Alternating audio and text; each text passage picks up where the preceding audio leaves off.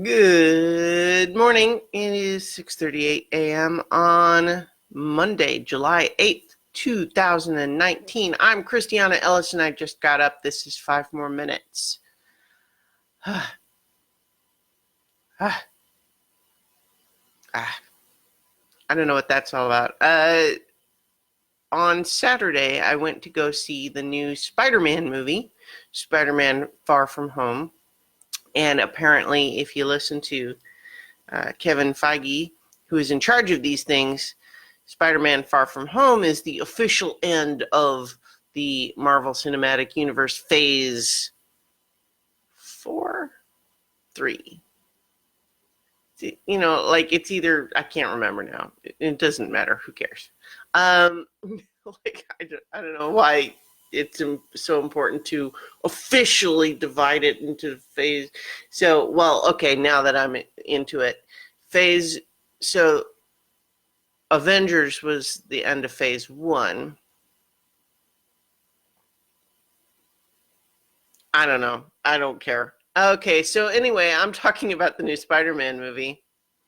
I'm a pre-existing Spider-Man fan, just in case anyone was unclear on that. I am, so I'm kind of already automatically on board with the character, just in general. And I'm going to do my best to not spoil anything for these. But what I'll go ahead and say is that I really liked it. I feel like there was a tweet thread from Gail Simone on Twitter where she talked about really liking it, but having some, not even quibbles, but just really just reflections on how this take on the character is different and loses some of the things that she likes most about the classic take on the character. And I actually think she has some really good points that I don't disagree with. But that said, accepting that this version of the character is a little different than some of the classic takes on the character does not make him any less enjoyable. And certainly, when I was getting ready to go see it, what I said on Twitter was going to see the new little Bobby Spider-Man, just because, he's so young and he does the big old puppy dog eyes, and he's adorable, and I like him, and I want to protect him, but he has to save the world. Anyway, I really enjoy it. I think it's got some incredible action sequences. I think it's got some fun character stuff. They are, without spoiling anything, it makes it kind of hard to do, right? In any event, I guess one thing that I'll say, and I'll try to keep this as meta as possible to not be any spoilers, but to be sure,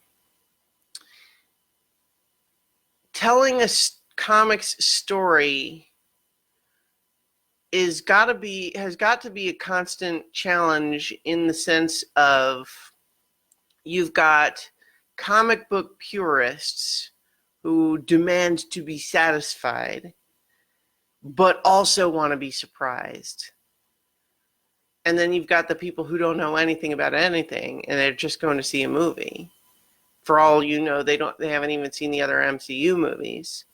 So the knowledge gap between those two ends of the spectrum is so wide that it's got to be tricky to try to decide how much, how to handle that element of it. And by and large, I think the MCU handles that pretty well, but I think Spider-Man in particular is kind of, the most well-known of all of the different MCU heroes. Certainly the most well-known in advance of the MCU coming through. But he's had the most movies made about him of out of everybody. Well, I don't know. I guess you'd have to count them now anyway. But you guys know what I'm talking about. And so there is an existing expectation when you introduce new characters. Are they going to be like the comic character or not? And I think that's probably a challenge. And without revealing anything, what I'll say is that I think that the movie handles that well in this one. Just from the trailers, there are elements that I knew were raised those questions for me. And I was not concerned, but curious how the movie would handle it. And I ended up satisfied with the result, is what I'll say. As someone who all they need to hear is a tiny clue about the name of someone and say, oh, it's that guy. On that note, just as a brief, this is a spoiler for not Far From Home, but Into the Spider-Verse. It's only a very mild spoiler, so if you still haven't seen that, why not? Because it's great. You should. But, maybe I won't have much else after this in the video today, but boy, the villain reveal in Into the Spider-Verse has the benefit of there being the whole multiple, parallel universes, so they're able to remix things a little bit more without it necessarily being as obvious.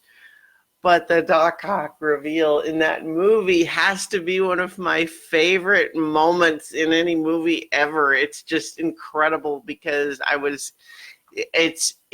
guess I value it so much because as going into that movie as someone who kind of thought I'd seen it all, like I was the expert, and still to be surprised, it was so great. So I think that if I'm going to rank all the Spider-Man movies, which again, I was talking about this yesterday with the Gravity Falls rewatch, in my head, I don't think of things that way. I don't automatically rank them in my head. Doesn't come naturally to me. So I'm not going to try to say which Spider-Man movie is my favorite because they're different. They're not all the same. But I will say, I think that Into the Spider-Verse probably does still mean more to me. But it's a narrower margin than I would have expected. I think that this new one is really good, and it moved me. It was exciting, and it's really great. So I recommend it. Thumbs up. Web shooters up.